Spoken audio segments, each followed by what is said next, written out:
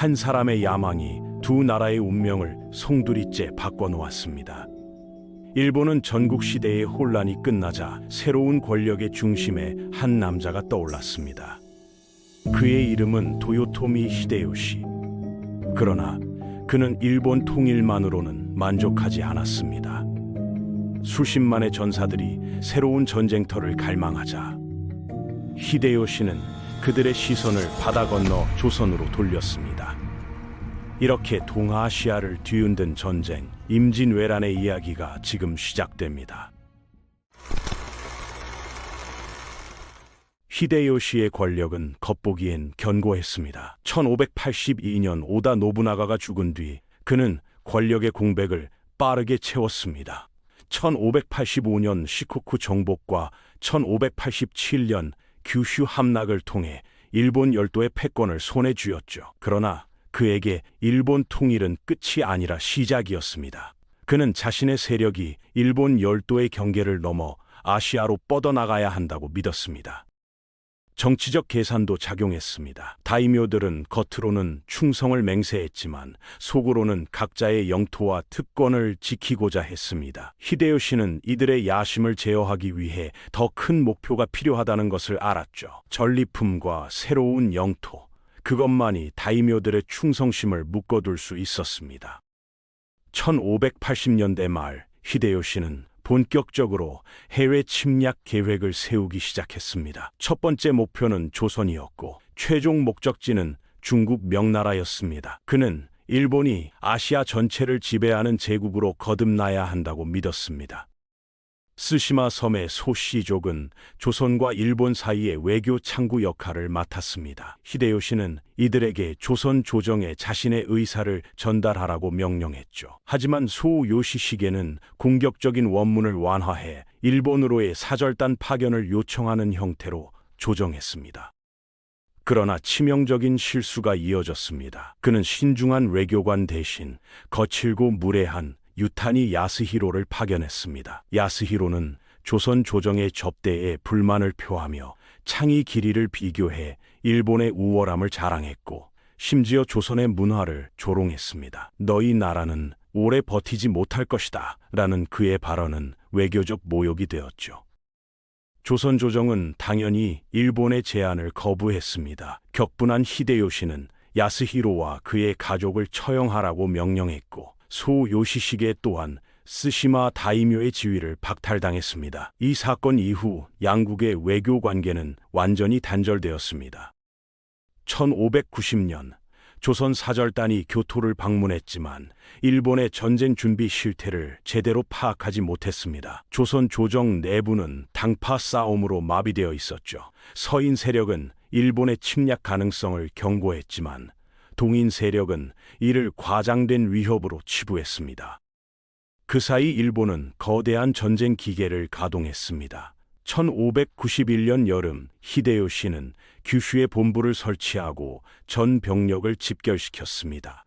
총 33만 5천 명의 병력 중 15만 8천 명이 조선 침략군으로 선발되었습니다. 이 대군의 중심은 사무라이가 아니라 아시가루, 즉 보병이었습니다. 그들은 검과 창, 활로 무장했으며 무엇보다도 최신 무기인 조총을 대량으로 보유하고 있었습니다. 히데요시는 이 새로운 기술이 전쟁의 판도를 바꿀 것이라 확신했죠. 그의 구상은 단순한 침략이 아니었습니다. 조선을 거점으로 명나라를 침공하고 나아가 아시아 전역을 제패한다는 도미노 전략이었습니다. 조선이 함락되면 인력과 물자를 중국 침공에 이용하고 베이징이 무너지면 중화제국 전체를 손에 넣겠다는 야심찬 계획이었죠.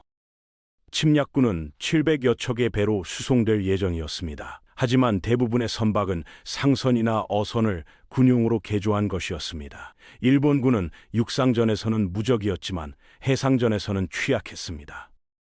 조선은 일본보다 군사력에서 뒤졌지만 두 가지 강점을 가지고 있었습니다. 바로 뛰어난 조선술과 대포 기술이었죠. 그러나 총기 운용 능력 부족, 부패한 행정, 훈련되지 않은 병사들 때문에 방어 체계는 엉망이었습니다. 이때 한 인물이 등장했습니다. 바로 46세의 장수 이순신이었습니다. 그는 1590년 전라좌도 수군 절도사로 부임하자마자 자신의 지역이 일본군의 주요 침입로가 될 수 있음을 간파했습니다. 그는 약 1년 반 동안 병력을 재정비하고 군선을 수리하며 전쟁을 대비했습니다.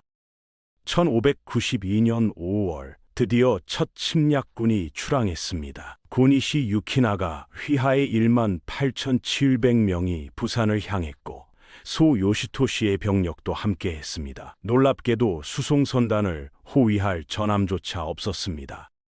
부산 앞바다에 도착한 400여 척의 배는 저항 한 번 없이 항구에 정박했습니다. 5월 24일 새벽 5,000명의 일본 병사가 상륙했고 뒤이어 7,000명이 추가로 내렸습니다. 단 한 명의 사상자도 없는 완벽한 상륙이었죠. 불과 이틀 만에 부산의 주요 요새가 함락되었습니다. 조선군 지휘관들은 전투 한 번 제대로 치르지 못하고 배를 불태우며 북쪽으로 도망쳤습니다. 고니시는 명령을 기다리지 않고 북진을 시작했습니다. 그는 양산과 밀양을 거쳐 대구를 점령하며 불과 나흘 만에 조선 내륙 깊숙이 진격했습니다. 일본군의 속도는 조선 조정이 대응할 틈조차 주지 않았습니다. 침략 소식이 전라좌도의 이순신에게 전해진 것은 5월 25일이었습니다. 그는 일본군이 육상에서 우위라도 바다에서는 자신이 막을 수 있다고 판단했습니다. 이순신은 즉시 전투 준비를 시작했습니다. 5월 28일 가토 기요마사의 이 군이 부산에 상륙했습니다. 병력은 22,800명. 그는 고니시가 명령을 어기고 앞서 나간 것을 알고 분노했습니다. 두 다이묘는 서로 경쟁하듯 북진했죠. 기요마사는 동쪽 경로로 경주와 영천을, 고니시는 중앙로를 따라 한양으로 향했습니다. 남쪽에서는 구로다 나가마사의 3군이 5월 29일 앙골포에 도착했습니다. 병력은 1만 1천 명이었고 이들은 김해를 거쳐 서쪽으로 진격했습니다. 조선의 명장 신립은 청주에서 8,000명의 병력을 모았습니다. 그는 수도 한양 남쪽 약 100km 지점에서 일본군을 맞아 싸우려 했습니다. 충주의 평야가 전장의 무대였습니다. 1592년 6월 6일 정오 일본군이 조령을 넘어왔습니다. 신립은 남한강을 등진 채 병력을 배치했죠. 퇴로가 없는 배수진이었지만 그는 이를 승리의 각오로 삼았습니다. 고니시의 일군이 충주로 진입하자 기요마사는 동쪽에서 합류했습니다. 두 다이묘는 누가 먼저 공을 세울지를 두고 경쟁했죠. 오후 2시 일본군은 조총을 전면에 배치하고 일제 사격을 시작했습니다. 조선군은 압도당했습니다. 농민 병사들은 사격 한 번에 무너졌고 기병대는 접근조차 하지 못했습니다. 신립의 군은 순식간에 괴멸했고 그는 남한강에 몸을 던져 자결했습니다. 불과 한 달도 되지 않아 일본군은 남쪽에서 수도 근처까지 진격했습니다. 조선의 주요 방어선은 무너졌고 국토는 불타올랐습니다. 하지만 전쟁은 아직 끝나지 않았습니다. 바로 그때 바다에서 이순신이 등장할 차례였습니다.